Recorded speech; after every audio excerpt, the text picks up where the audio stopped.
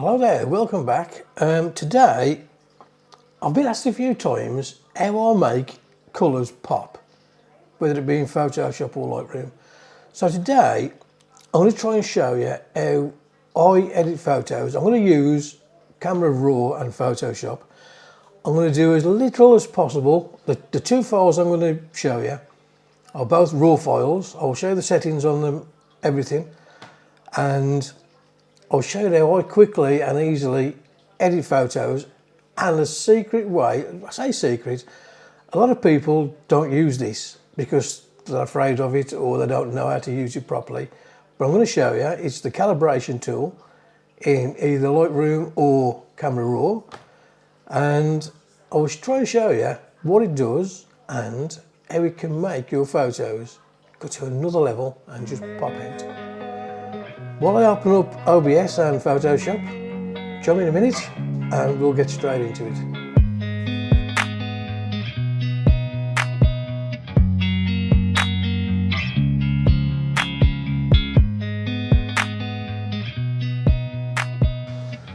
So, what I'm going to do now, if you're interested in recording screen, the program I use is OBS Studio. I find it really good. It records the screen, it records sound if you want to.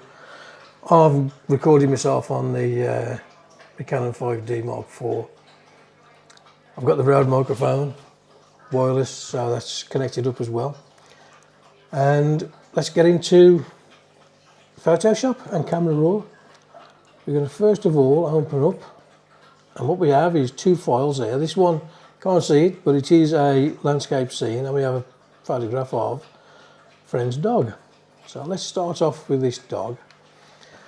And the idea of today's video is to show you how I make my colours pop, rather than just altering saturation and use through the different colours. You can do it globally through the calibration tool in Camera Raw and in Lightroom. Both exactly the same, and it works lovely. So, as you can see, this image was shot at ISO 200, 70mm, f6.3 and 1/800th of a second. What I'm going to do first is, we're going to open up where it says light, and we're going to retrieve some detail.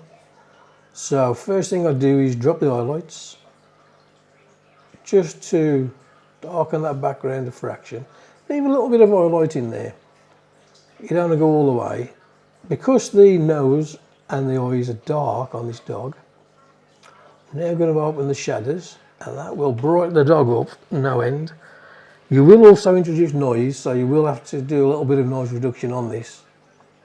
It's not too bad. The next thing I want to do is set exposure. So I'm going to move the whites, and what we're looking for are these highlight clipping warnings, just to show you when you're just starting to clip. So I'm going to move the white, and there starts off dark blue, light blue, then goes white when you're clipping. So I tend to just find it and just back up a fraction. Same with the blacks. Just come along. Again, just find out where you're just going to start clipping. Your black and white points are now set. If you want to add a little bit of contrast, you can. You will darken the dog, no end. I'm going to add a little bit, and I'm going to just drop the exposure just a fraction for now. Just a little tiny bit. The next thing I'm going to do is I'm going to come down to the effects, and I am going to just up the texture just very, very slightly, and the clarity and the DAs. And what the DAs is going to do is, as you can see, you're boosting colour, the blue in the sky and the orange on the dog. So again, this is helping to make your image pop a little bit. So +6 on that. We're going to have a little bit of vignette just around the edge. Don't go mad, you don't want an image that looks like this. Literally, I tend to go just a fraction, so you can just see it just starting to work. Round about, I don't know, what do you think? 1 to 7, that's all. And then something I always do is come into optics and just remove any chromatic aberration. So anything around the ears, over the body of the dog, you're going to get rid of any aberration that's there. I don't always use profile corrections. Sometimes I do, sometimes I don't. I'm not going to on this. Now for the magic is the calibration tool. So we're going to open this up and set that back to 0. What this does, you have red, green and blue, which are your primary colours. But inside these primary colours, you have everything else. So in the blue, you would naturally think you're going to adjust blue saturation. So if we move this all the way down to desaturate, it has desaturated the blue, but it's also desaturated the orange in the dog. If you come all the way up, you can now see the dog and now has colour in it. Colour, no colour. So I'm going to set this pretty high, to be honest. I do like the orange in the dog. Now I'm going to come to the saturation with a green primary. And again, just play with the sliders. Again, you've took colour out, or you can boost colour in. And this has gone more orange now. I don't want to get too mad with the orange. I'm going to go overboard a little bit just so you get the idea of how much it does adjust different colours. So again, we have boosted orange rather than any green.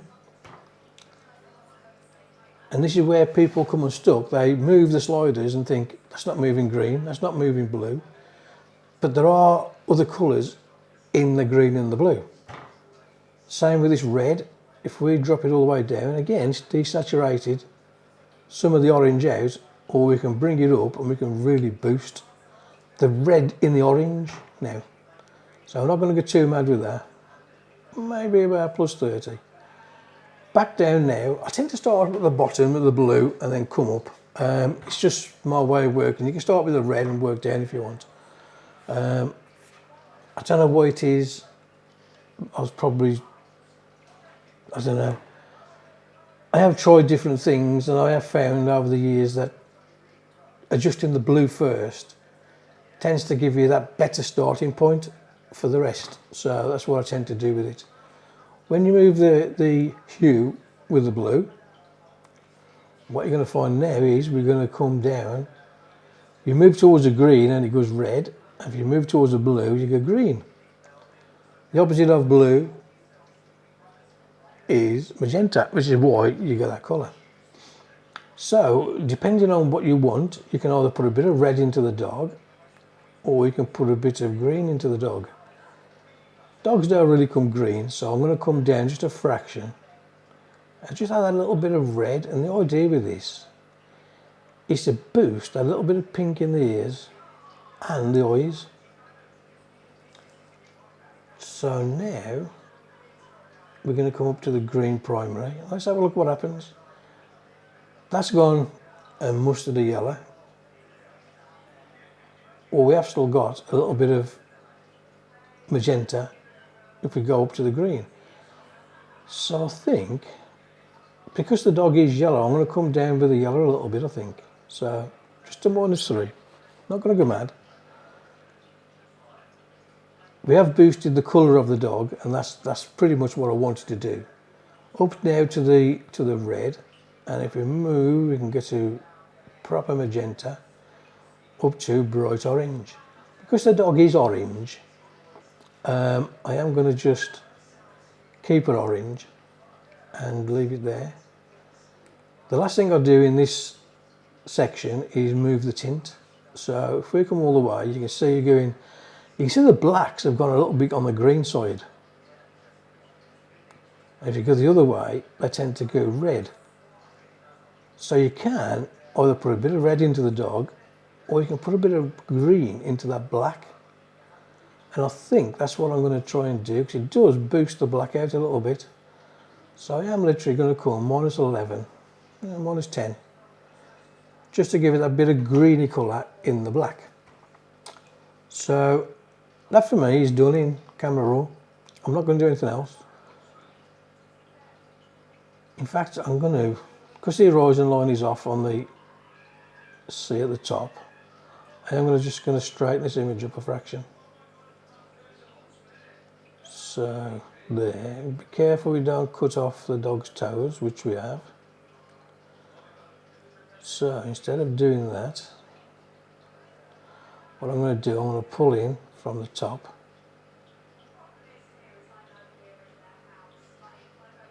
Just to hide that. Hide the horizon line. If you can't straighten it, if you're going to lose detail, then just hide it. So there we go. No one now knows that the horizon line is off. The waves will always look off because of the angle the camera's at in comparison with the dog. So now I'm going to open this up into Photoshop, and we should get a picture of this dog. Let's go full screen. And for this, I'm not going to do much again, and I'm literally just going to select a marquee tool, and I'm just going to select this dog. If you cut some of the dog off in here, the way to adjust this is select this second little icon in, add to selection.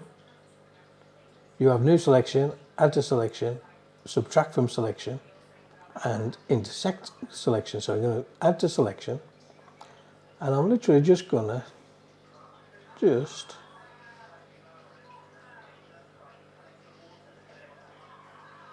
pull that foot in. There. We can then, if you hold the Alt key, you can subtract. And if you notice, with the little cursor is, you have a plus. As you move it, you come subtract. So what I'm going to do, I'm going to come in just here, just to subtract a little bit from there. Now I'm going to right click on the screen, select feather. I'm going to feather it at 200 pixels. As you can see, we've got a nice little selection around the dog. It ain't perfect, but it don't matter. I'm now going to right click on the screen again and select inverse. For this now, we're going to select this background. And what I want to do is just darken it a bit, just to make the dog pop out a bit more. So Control L if you're on Windows, or Command L if you're on Mac. And you'll bring up the levels palette, and to adjust this, I'm just going to move the output levels. As you can see, you've darkened completely the background. Don't get mad. You literally just want to go just enough so you can just see it making a difference, and then back up a touch. So I'm literally going to just come, as you can see, it's just moving a fraction, and I'm going to come back. 237, that'll do, just to darken it a touch. Before I click on the screen again, select inverse again, which will remove that, and we now just got the dog. Control L just to bring back the levels palette, and we're now going to brighten up the area where the dog is.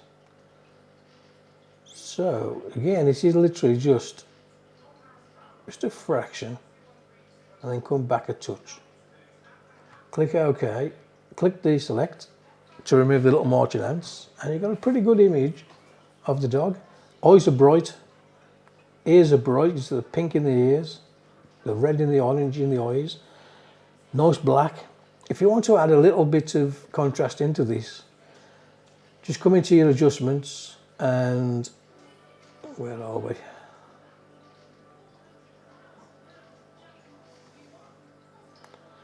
Come down to your brightness and contrast, and you can add contrast if you want. You can take contrast away if you want. I'm going to just literally, just to number 4, I'm also going to just lighten the image a fraction. And I think I'm pretty much done with that.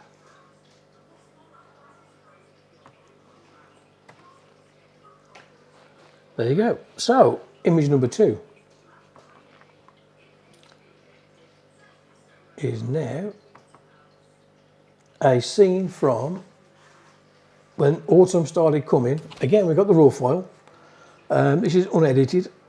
As you can see, CR2, ISO 100, 45mm, f10, 30th of a second. Something else you can try that I'll do quite a lot, and when it says auto, click auto. This will use its own thing to select what it thinks is the best exposure for this image. So from here, I'm going to try and retrieve a bit more detail in these highlights. I'm going to drop them down a fraction more. I'm going to open the shadows a little bit. We are going to drop them, come out with a, set the white point. The black, because you've got this long line here, you may not get that to come out without losing too much. Yeah, so I'm going to leave that in. I even add a bit more actually, just to get a bit more darkness down here.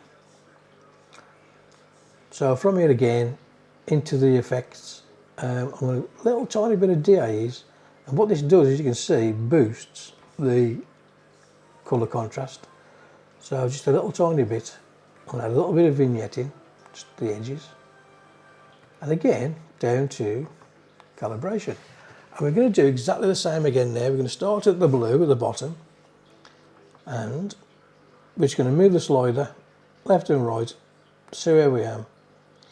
And I do like that green where the light's coming through. It is quite bright in the background. The sun was just coming through when I took this image. So we're going to boost that green and yellow in the trees. I'm also going to boost these colours in the tree branches down here. So now with the red. If you think you've gone too far, you can desaturate quite easily. Just going to add a little bit there. Then back down to the hue saturation, and what I want is to make this more orange than green. So I'm going to come down to -21, -21 will do. Change the hue as well. Again, you can see going yellow and green, but you're also boosting the, let's just move that back again. You're boosting the reds in the ground. So I am going to set this to around 15. Up to the reds, and we can go magenta or we can go orange. So again, I'm going to go orange because it is just the beginning of autumn and the colours are just coming. We're going to move the tint. Let's see what happens when we come green or purple, and I do like that actually. So I am going to set the tint just to add that little bit of magenta down into the foreground. Looks pretty nice, that does. And I'm going to leave that. Actually, I'm going to crop it to 16:9 just to get rid of some of this foreground. There is a bit too much foreground in. So that's better. Again, open the image up into Photoshop, and again I'm going to do very little. In fact, I'm just going to select the marquee tool and I'm just going to put a ellipse straight around the centre, just in the centre of the image there. Right click on the screen, select feather. Oh, hang on. Let's start that again.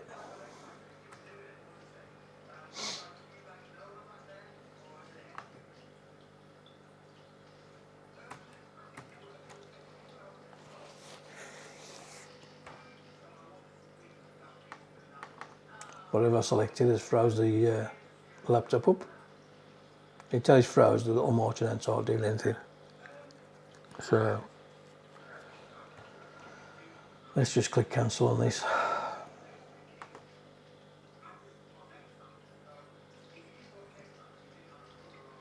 Give me a minute and we'll be back to normal.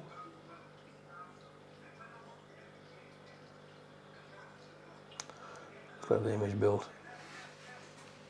This laptop is really slow and does me head in. I have got to try and change it at some point.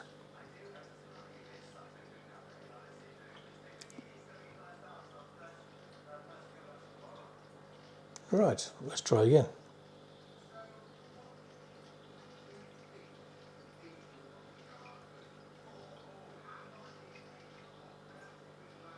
Here we go. So let's fit screen to start. So we're back to now our little ellipse in the centre. We're going to right click.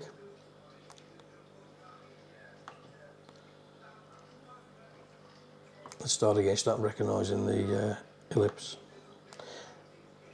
So let's come up, select the marquee tool, and we're going to put an ellipse in the middle. We're now going to right click, and this time I'm going to call it select feather. Feather it at 200 pixels. We're going to select inverse and Control L. Just to darken down. Whereas in Camera Raw and Lightroom you tend to sort of put a vignette right in the corners, doing it this way you do come in to your ellipse, and because you've feathered at 200 pixels it will feather in as well. But again, I don't want to go that much, so I'm literally just going to come so I can just see it making a difference, and then back up a little tiny bit. Select OK, right click, select inverse again. So now we're on the centre. We're now going to just brighten this. As you can see, it's brightening the centre. Just a little tiny bit. It is just so that your viewer's eye will just come in straight to where you want them to look. And you've now made this little bit of area in the beginning, in the centre, that a little bit brighter. The brightest area is here and up here, and they will catch your eye first. But the centre of the picture is brighter than the outside, so you're going to tunnel in and go straight into that area. That is pretty much it. I hope this video has helped you.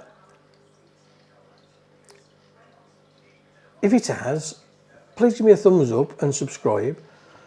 Hit the little notification bell. It all helps the algorithm. Only about 80% of people subscribe to videos, subscribe to content creators. The best way you can show your support for any content creator is hit that little subscribe button. It's free, and it just tells the algorithm that people are watching the video and they like it.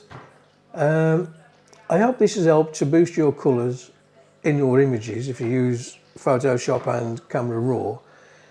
If you use Capture One, you can do exactly the same in Capture One. It works just as good, to be honest. There are links down below in the description, check them out. I'm going to say this because it helps the algorithm again. Yeah, I'll drop these 2 images on for you now to have a look at. Drop me a comment, let me know if you use this calibration tool or if you've always been put off by it, you know, because people tend to move it a bit, it moves the wrong colours and they go, oh, what's going on here? But once you get the hang of it and you can boost any colour you want, or all the colours in there, it works out absolutely fantastic, it does. I love it, absolutely love it, and I do it on every image. That is why my colours pop out so much. Yeah, as I say, I'll drop these 2 images on for you now. Drop me a comment, let me know your thoughts on this video. Please do subscribe and give me a big thumbs up. It all helps. Until next time, take it easy, and I will catch you very soon. I'm going to be out again, no doubt, very soon. I've got a lot on at home, so I can't get out and I'm doing this video now. I will do a couple of these videos for you, and I'll do one on dodge and burn. I do dodge and burn a lot, so that will help you with your images again, just to help make them pop. But yeah, until next time, do take it easy, enjoy your photography, and enjoy these 2 images. See you soon.